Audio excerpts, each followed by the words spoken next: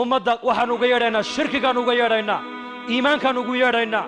غفلتان uga yeedhaynaa dikrigaan ugu yeedhaynaa jahligaan uga yeedhaynaa cilmigaan ugu yeedhaynaa dulmigaan uga yeedhaynaa ihsaanka iyo cadaaladaan uga yeedhaynaa as-sumcatu war-riyaabaan uga yeedhaynaa ikhlaaskaan ugu yeedhaynaa dadaalka adduunyada ay ummaddu ay ku dhex dhacday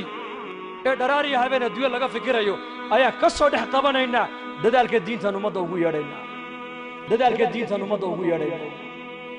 suuqaan uga yeedhaynaa masaajidaan ugu yeedhaynaa adduunyadaan uga yeedhaynaa aakhiradan ugu yeedhaynaa jahaladu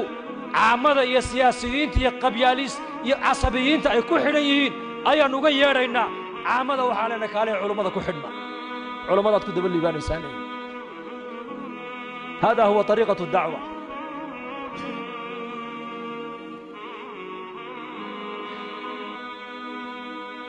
inay diintu fiddo dacwadda u sababa inay diintu baaqi noqotaan cilmiga u sababa haddaan doonayno zamankan maanta aan joogno in dadka muslimiintuna masaajidda u soo noqdaan gaaladana intii ilaahay hidaayadda ugu talagalay ay soo hanuunto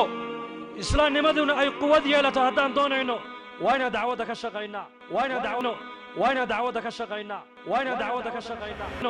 waa inaan dacwadda ka shaqaynaa waa inaan dacwadda ka shaqaynaa fadlan haddii aad channelkeenna hore aadan ugu jirin fadlan subscribe noo saar kuna soo biir kana mid noqo asxaabta ku xidhan channelka hoyga bulshada waad mahadsantihiin asxaabta qaaliga ah لا نحتاج المال كي نزداد جمالا جوهرنا هنا